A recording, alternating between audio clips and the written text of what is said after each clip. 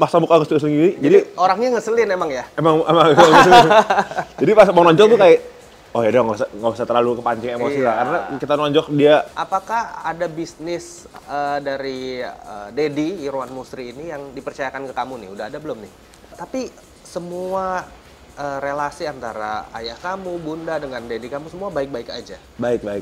Bener-bener nggak ada cemburunya Deddy kamu dengan ayah kamu? Nggak, tidak memungkiri kan kayak ya anak-anak kayak aku ini kan banyak anak-anak yang dimanja orang tua lah. Kita nggak ya bisa purely sendiri untuk hustle kan. Ya paling aku nentuin ke London sih sebenarnya lebih ke belajar hidup sendiri aja sih. Sosok yang satu ini adalah seorang anak dari musisi legend Indonesia Ahmad Dhani. Belum lama ini dirinya ramai diberitakan di media sosial atas kemenangannya dalam pertandingan tinju di Holy Wings Sports Show. Dirinya juga sangat mandiri dan ternyata syarat dengan jiwa kepemimpinan. Inilah Behind the Wheels bersama El Rumi.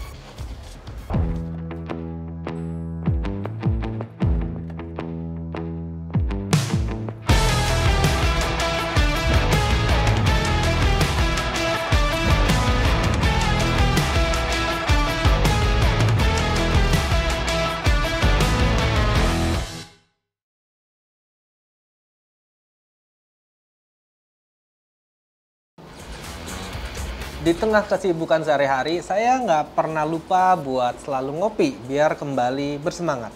Apalagi kalau saya lagi sibuk banget, kadang nggak sempet lagi buat seduh kopi.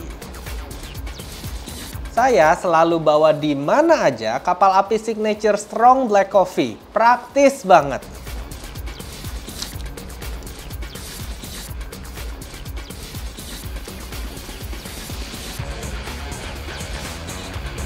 Mantapnya kopi kapal api dan manis alami gula aren bikin saya semakin semangat lagi buat ngejalanin hari di mana aja. Ayo nikmati semangatmu di mana aja dan kapan aja dengan kapal api signature Strong Black Coffee.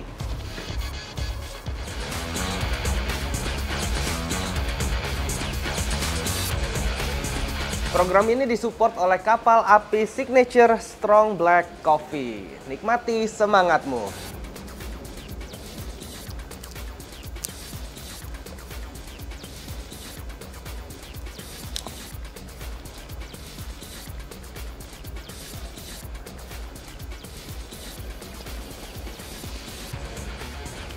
Oke, El Rumi. Mantap. Luar biasa. Halo Om Rudi Salim. Terima kasih sekali udah datang di acara ini. Akhirnya bisa ketemu langsung sama Om Rudi Salim. Waduh, justru saya mau ketemu kamu dari dulu, ya kan? Siap. Dari papa kamu, terus keluarga, ada El dulu. Waduh, ini kan semua top-top, ya kan? Jadinya ini kehormatan buat saya kamu bisa datang. Makasih, luar biasa, terima kasih sekali. Sebenarnya El, saya mau nanya dulu nih, kamu sebenarnya suka nggak dunia otomotif? Untuk kalau dunia otomotif sendiri sih aku sebenarnya kurang memperhatikan. Cuman kalau kayak misalkan dalam dunia balapan aku suka balapan. Oh, suka balapan. Suka F1, aku ngikutin gitu. F1. Cuman maksudnya kalau kayak dalam mobil sport banget aku nggak terlalu kayak perhatiin detailnya. Oh gitu ya. Tapi sukanya justru balapannya. Balapannya. Kalau Al suka. Kalau Al kebalikan dia suka otomotif cuman malah nggak ngikutin balapannya. Oh gitu ya? Iya kebalik dia. Kakak adik lain-lain ya, iya, semua sifatnya ya. Kalau ini mobil kamu gunakan sehari-hari untuk syuting dan sebagainya? Iya sehari-hari. Oh gitu. Kamu sebenarnya kalau disuruh pilih nih, mobil klasik atau supercar, itu lebih suka mana? Sekarang masih supercar kali ya. Lebih suka supercar mungkin ya? masih ke supercar. Mungkin karena juga belum pernah make kali ya, jadi kayak masih kepo dan anak muda juga. Nanti saya kirimin pokoknya. Siap. Dikirimin buat pakai. Ada nggak inceran mobil mungkin dari Ferrari, Lamborghini, ada Porsche atau apa yang sebenarnya kamu pengen gitu, inceran gitu? Wah ini bagus nih. Kalau aku sih sukanya kalau Ferrari yang Italia ya. Ferrari yang iya, 458 Italia. Kalau sekarang udah ganti jadi F8. F8 ya? Tadi 458 jadi 488, sekarang udah F8. Oh, berarti aku nggak update ya? Iya, paling kayak Bugatti. Wih, serem banget. Terlalu serem tinggi banget ya? Top. Tapi emang gitu, cita-citanya kan harus tinggi. Tapi aku juga suka ngelihat mobil sport sekarang yang SUV. Kayak kemarin aku selama tinggal di London tuh, Lambo ya? Lambo urus. Lambo juga ya, itu urus tuh keren juga. Aku juga suka. Lambo urus keren. SUV tapi bentuknya sport sekali ya, sporty. Betul. Ada Bentayga juga, itu juga besar. Dan Ferrari juga katanya mau keluarin tapi masih belum tahu. Oh iya, udah ada prototipe aku kemarin lihat ya. Iya. Wih deh. Jadi sebenarnya lebih suka SUV gitu ya. Iya, kamu nyetir sendiri apa pakai supir sih? Aku kebetulan lagi setengah-setengah sih, karena kalau lagi ada supir ya pakai supir, kalau lagi nggak ada nyetir sendiri juga don't mind. Jadi kayak gitu ya. Nggak masalah juga. Oke. Cuman akhir-akhir ini lagi sering pakai supir, ternyata enak juga pakai supir. Ntar jadi kebiasaan pakai supir.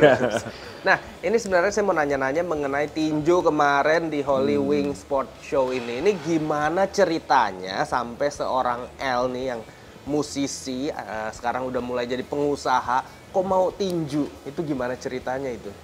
Sebenarnya cerita singkatnya sih aku ditawarin sama Pak Ivan ya, Pak Ivan Holy Wings untuk main di tinju di Holy Wings. Akhirnya aku mau untuk main tinju di Holy Wings karena emang dari dulu aku udah cukup berminat dengan olahraga sport yang bela diri. Oh, tapi ada latihan sebelumnya? Maksudnya sebelum acara ini apa emang udah seperti suka Muay Thai, boxing dan sebagainya? Iya, cuman sekedar suka aja sih, bukan yang sekedar yang rutin itu loh. Cuman sekedar suka, ya paling latihan sebulan sekali. Oh, ada training juga? Iya, nggak yang seminggu 3 kali. Kalau gym begitu? Kalau nge-gym lumayan rutin, cuman nggak yang fight terus. Cuman kemarin karena ditawarin boxing, dan akhirnya menurutku boxing juga bukan olahraga yang terlalu serem banget dibanding Muay Thai atau BJJ dan lain-lain yang lebih technical. Kalau ini kan kita benar-benar cuma main berdiri terus tonjok-tonjokan, dan akhirnya karena emang aku juga dulu punya basic tinju, walaupun nggak rutin ya, akhirnya ya aku ambil aja. Oke, nah pas tanding tuh bener-bener masih bisa kontrol emosi apa udah kesel sama nih orangnya apa gimana perasaan? Awal-awal sih cukup susah ya ngontrol emosi ya, karena mungkin juga karena pertandingan debut, pertama kali tanding, dan pada pertandingan pertamanya pun juga langsung dikasih panggung yang besar, orang datang banyak, temen juga banyak, teman-teman artis juga banyak. Awalnya sih emang agak ke bawah suasana ya, cuman mungkin karena ayah juga di pinggir ring, Al juga di pinggir ring. Ayah tuh selalu ngingetin dia tiap istirahat ronde, dia selalu ngingetin atur emosi itu ya, selalu aku puter di otak sih. Jadi setiap menonjok tuh kalau dia yang ngeselin gini, dia setelah dia masa muka ngeselin gini, jadi orangnya ngeselin emang ya? Emang jadi pas mau nonjok tuh kayak, oh ya udah nggak usah terlalu kepancing emosi lah, karena kita nonjok dia posisi tubuh berubah, dia bisa masuk pukulan. Terus nggak kena, malah makin kesel lagi. Betul. Akhirnya ya udah, kita harus ngatur ritmenya. Akhirnya ya alhamdulillah karena ngatur ritme itu menangnya. Menangnya gara-gara dan ternyata lawannya kehabisan stamina. Nah itu kamu apa sih, kenapa pertama bisa sampai bertandingnya lawan dia? Udah berantem dulu sebelumnya atau apa? Apa aja nih? Enggak sih, jadi awal mulanya tuh karena setelah aku accept permintaan Holy Wings untuk main di Holy Wings Sport Show, akhirnya kita buka tantangan di Instagram. Jadi ada beberapa orang yang emang pengen main, dan orang inilah yang mendapatkan dukungan netizen paling banyak. Oh gitu. Jadi banyak netizen yang pengen orang ini untuk main melawan aku. Dan awalnya aku nggak terlalu pengen gubris karena menurutku orang ini kurang terkenal kalau menurutku ya. Nggak level lah, maksudnya kayak sayang kalau nanti udah main terus kalah sama orang yang levelnya lebih di bawah, kan nanti rugi kita kan. Cuman ternyata dia mulai keluar terus mulai ngatain ayah, ngatain bunda, terus udah mulai berkorak media sosial, kayaknya dia emang, wah dia orang mancing kayaknya nih. Emang pingin. Itu nggak gimmick sama sekali? Nggak. Bener-bener natural, tiba-tiba loh kok ini nggak bilang apa-apa, nyerang nih. Iya. Dan ternyata pas dilihat, wah ini orang kok nyerang. Akhirnya kayaknya emang orang itu pingin nyari panggung, dari ya udahlah kita kasih aja panggung lah. Gitu ya.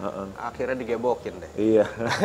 Nah kamu kan dapat sabuk nih, dan katanya dapat hadiah juga. Terus kamu nyumbangin juga ya hasil kemenangannya. Iya. Terus kamu dapat hadiah apa lagi nih? Hadiah yang spesifik sih nggak ada ya, karena kita kemarin di Holy Wings itu kita dibayarnya tuh nggak ada menang berapa, kalah berapa, nggak, kita purely menang kalah ya udah bayaran kita segini. Oh, gitu. Cuman kemarin dapat sabuk, terus juga dapat cincin gold katanya. Ya paling tambahannya itu aja sih. Oh gitu. Iya.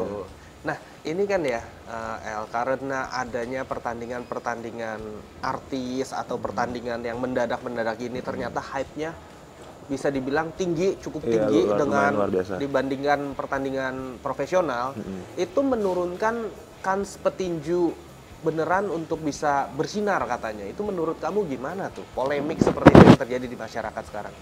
Kalau yang aku lihat sih sebenarnya celebrity match dan professional boxing match ini sebenarnya harusnya bisa bersinergi ya, karena juga tidak dipungkiri, maksudnya kalau kemarin pertandingan nggak ada celebrity match juga mungkin kurang banyak yang mau menonton. Ya, betul. Karena contohnya juga pas main cardnya celebrity match itu yang nonton full, tapi giliran main cardnya yang boxing profesional malah sepi. Ya. Dia emang menurutku kita harus bersinergi ya, untuk memulai mempromosikan boxing yang profesional ya. Iya, karena sekarang memang zamannya juga kolaborasi ya. Iya, tidak betul, dipungkiri betul. artis-artis ini memang membawa crowd yang sangat luar biasa besar. Betul. Dan juga boxing kan juga olahraga entertainment ya, hiburan juga. Jadi ya luar biasa lah. Dan tujuan utamanya para artis itu kan juga pengen menaikkan nama boxingnya itu sendiri, kan, untuk bukan ada tujuan untuk yang lain-lain. Iya, dan nggak mungkin juga kamu jadi boxer profesional kan. Iya, terus ngalahin mereka kan nggak juga, kita kan bukan ranah kita juga kan di situ. Kan. Iya, betul. Nah, saya ingin nanya sedikit mengenai pendidikan kamu. Saya dengar kan kamu IQ-nya nih 142 nih. Iya kan? Bahkan pas lulus SMA kamu dapat nilai ujian nasional juga tinggi, rata-rata 85 lebih. Itu kenapa kamu bisa, itu didikan dari mana? Dari ayah, dari bunda, atau dari mana? Nggak tahu sih, mungkin ya karena didikan disiplin dari bunda kali ya. Oh, dari bunda tuh ya? Disiplin, terus dulu juga ayahnya bunda itu rektor di ITS. Oke. Iya, terus dan menurutku sih sebenarnya apapun yang kita tekunin sih sebenarnya mudah untuk dipelajarin ya. Sebenarnya nggak ada yang susah sih kalau kita nggak males. Untuk orang pinter seperti kamu mungkin. Masa sih? Karena aku rasakan juga pas kuliah tuh ternyata pas ngerasain bener-bener belajar sendiri tanpa gangguan temen, tanpa bantuan dan gangguan juga ya. Maksudnya kalau kita emang bener-bener fokus tuh sebenarnya emang bisa dicapai sebenarnya. Gitu ya. Apapun itu, dari mulai dari pelajaran, ilmu apapun itu sih kalau kita tekun sebenarnya gampang dicapai. Iya, mungkin karena kamu turunan seorang Ahmad Dhani ya. Yang mungkin juga. Menurut saya beliau kan itu jenius, dia menciptakan lagu dan bagaimana dia punya musik benar-benar membawa industri musik Indonesia, kiblatnya kan salah satunya beliau. Jadi mungkin itulah yang buat kamu jenius ya. Iya, mungkin kebantu IQ-nya ayah bunda lah mereka dengan nenek moyangnya mereka yang pinter-pinter pasti. Iya. Nah, kamu kan juga sempat diterima di perguruan tinggi melalui jalur SNMPTN ya. Nah, tapi kenapa lebih milih kuliah di London dan milih jurusan bisnis? Itu siapa yang suruh tuh? Ayah, bunda, atau keinginan sendiri? Kalau opsi untuk kuliah di London sih sebenarnya bunda yang ngasih. Bunda nawarin, kamu mau kuliah nggak di London nih. Dan kebetulan juga aku berminat karena alhamdulillah musikku kiblatnya tuh ke Inggris. Jadi ada Queen, Beatles, Britpop dan lain-lain. Terus klub favoritku bola juga ada di London. Apa tuh? Chelsea. Jadi jadi kebetulan nih kiblatnya kayaknya pas nih ke London nih. Dan akhirnya aku milih ya udahlah, untuk daripada aku 4 tahun di Indonesia yang maksudnya tidak memungkiri kan, kayak ya anak-anak kayak aku ini kan banyak anak-anak yang dimanja orang tua lah. Kita nggak yang bisa purely sendiri untuk hustle kan. Ya paling aku nentuin ke London sih sebenarnya lebih ke belajar hidup sendiri aja sih. Biar lebih mandiri juga ya. Dari kamunya sendiri ya. Biasa kan anak-anak malahan maunya lebih manja. Wah, di Indonesia semuanya bisa dipenuhi. Kalau kamu enggak ya? Enggak sih, karena ada yang bilang kayak, nanti lu kalau udah 4 tahun di London lu pasti berubah deh. Masa sih berubah? Ternyata berubah juga emang. Gitu, kerasa juga perubahannya setelah tinggal sendiri di London 4 tahunan. Nah, gitu. Sekarang ada rencana mau ambil kuliah berikutnya atau udah sampai di situ cukup? Rencananya sih pingin S2 sih, cuman masih nentuin antara tahun depan atau tahun depannya lagi. Di mana? Di Indonesia? Itu juga masih nentuin, kayaknya mungkin di luar negeri lagi deh. Cuman masih nentuin antara di UK atau di Amerika, karena kalau di UK itu anaknya setahun, kalau di Amerika 1,5 tahun atau 2 tahun. Cuman kalau Amerika anaknya benua baru, jadi kita punya pengalaman baru dengan koneksi yang baru. Kalau London ya ketemunya ya mereka-mereka yang kemarin lagi mostly ya harus. Iya. Nah, sekarang kan kamu di lingkungan keluarga musisi, benar-benar musisinya kental sekali. Kenapa kamu malah kuliahnya bisnis, bukan mengenai yang berhubungan dengan musik? Kenapa ya? Mungkin karena dari kecil aku punya keminatan sendiri terhadap bisnis kali ya. Kayak dari zaman aku umur 7 tahun, itu 7 bulan aja Tadaksi Ten yang masuk itu aku kayak ngambilnya duit. Kayak dari kecil tuh udah kelihatan kayaknya kok arahnya ke arah lebih ke arah bisnis daripada ke arah musik. Dan gitu ya. SMA juga mulai belajar jual-jualan, mulai suka juga dengan jual-jualan. Akhirnya pas kuliah pengen belajarnya ilmu bisnis bukan ilmu musik. Karena juga ilmu musik menurutku, walaupun ilmu bisnis juga bisa ya, maksudnya ilmu musik menurutku bisa dipelajari secara otodidak, apalagi kalau kita tinggalnya bareng ayah atau bunda kan pasti selalu gampang belajar dari mereka kan. Tapi kalau ilmu bisnis kan dari keluargaku ini kan agak jarang ya, kecuali ya mungkin sekarang udah mulai pelan-pelan merambah ke ilmu ke bisnis. Tapi kan pada saat aku SMA itu kan belum pada mulai bisnis, jadi masih musik ya masih ya pengen belajar sesuatu yang baru lah. Iya. Nah kamu kan juga ada kafe Rumah Rumi ya. Itu apa bisnis pertama kamu itu? Iya, bisnis pertama aku. Ada di mana? Di Pondok Indah. Itu konsepnya gimana? Coffee shop aja sih dia. Coffee shop. Sekarang, dulu awalnya jadi ada tempat kosong, lahan kosong nggak kepake. Akhirnya ya aku gunain aja lah, aku utilize untuk jadi coffee shop. Nah, ayah kamu kan juga mewariskan manajemen Republik Cinta ke kamu, ya kan, sebagai CEO. Itu kenapa membuat kamu lebih dipercaya dibandingkan Al dan Dul, gitu kan? Kenapa kamu yang jadi CEO? Sebenarnya bukan Republik Cinta Manajemen sih, yang lebih tepatnya Dewa 19 Karaoke Apps. Oke. Jadi nggak tahu kenapa juga dari aku umur 15-an tuh ayah kayaknya juga mungkin udah ngelihat sisi bisnis dan kepemimpinan di aku ya. Kayak ayah tuh dari kecil udah pernah selalu ngomong kayak nanti umur 17 kamu CEO. Walaupun pada umur 17 nggak dijadiin CEO, cuman omongan belaka doang. Tapi akhirnya sekarang kemarin ayah bikin aplikasi karaoke dan akhirnya aku terpilih jadi CEO, ya ternyata jadi juga. Seperti apa sih aplikasi Dewa 19 Karaoke ini, seperti apa? Jadi ayah dia bikin sistem karaoke keluarga, cuman bisa dari HP dan nanti juga jual sistemnya. Tapi yang lebih penting lagi adalah semua lagunya terdata. Jadi setiap nanti artis itu punya database, dia bisa ngelihat lagunya di play berapa kali. Dapat royalti begitu. Dapat royaltinya dari situ nanti. Karena ayah merasa sekarang dia dengan WAMI atau dengan yang lembaga kolektif semacamnya untuk royalti, dia merasa kurang optimal dan kurang transparan. Kayak misalkan per tahun apa per bulan ayah dapat 200 juta. Cuman ayah tuh nggak bisa nge-track itu tuh 200 juta tuh dari lagu yang mana. Pokoknya Toto dapat aja. Toto dapat aja dia. Jangan lebih. Jangan tahu juga. Nggak tahu lebih, nggak tahu kurang kan. Nah ayah tuh lagi pengen bikin sistem Family Karaoke, sebuah aplikasi tapi juga ada database untuk royalti musisi juga. Apalagi kalau basisnya app nggak bisa lari kan ya. Ketika dipencet kan nggak mungkin ditambahin, nggak mungkin dikurangin terdata lognya. Wah luar biasa ya, emang keluarga jenius nih. Iya kan, baru merambah ke bisnis sekarang. Iya. Nah kamu kan juga punya ayah sambung, Pak Irwan Musri. Ini dikenal justru sebagai bukan musisi, ini pengusaha yang sangat sukses, salah satu pengusaha yang dihormati di Indonesia. Apakah ada bisnis dari Dedi Irwan Musri ini yang dipercayakan ke kamu nih? Udah ada belum nih? Sebenarnya kayak contohnya kemarin aku udah beberapa kali ditawarin untuk internship di kantornya ya, Time International di Gatsu. Cuman aku masih agak ragu kalau mau intern di kantor Dedi tuh, kayak takutnya ntar dikira kayak gunain privilege or something like that. Cuman masih agak ragu juga. Cuman kalau nggak digunain juga sayang juga, pengalaman hilang juga. Jadi lagi kalau sama Dedi tuh aku lagi menimbang-nimbang. Lagi menimbang-nimbang untuk internship di kantor dia sih, lebih ke masih ke tahap itu dulu. Kamu ngelihat Dedi kamu nih, seorang Irwan Musri gimana nih? Sebelumnya udah tahu atau kamu tahu karena bunda kamu dekat? Nah justru fun fact, aku pertama kali kenal Dedi itu dari ayah. Oh gitu? Iya, jadi tahun berapa itu? 2016 tuh kita ke Bali. Aku, Tante Mulan, ayah, bareng Dedi juga. Bareng kakak Al, kita mau nonton jazz di Bali. Malah nggak sama bunda pada saat itu? Kita naik private ke dia, terus foto-foto kan, kita foto-foto, terus udah kita posting. Terus bunda komen, tapi kayaknya ayah juga mungkin udah tahu kalau Dedi tuh pacarnya bunda, kayak ayah juga ngerjain kita untuk supaya kita posting di Instagram. Oh pada saat itu dikerjain. Iya, terus aku foto berdua Dedi tuh yang fotoin ayah. Di Instagram yang fotoin ayah. El post katanya akhirnya aku post aja kan. Terus bunda komen, itu pacarnya bunda. Oh gitu. Tapi bunda kamu tahu nggak kamu pergi sama ayah kamu sama? Tahu. Emang udah bilang dulu sebelumnya? Aku nggak bilang, cuma kayak mungkin Dedi juga, jadi kayak cerita udah kasih tahu ya. Mungkin kayak I'm with your son or something like that. Oh gitu. Jadi kamu lagi sama acara bunda ya digituin aku.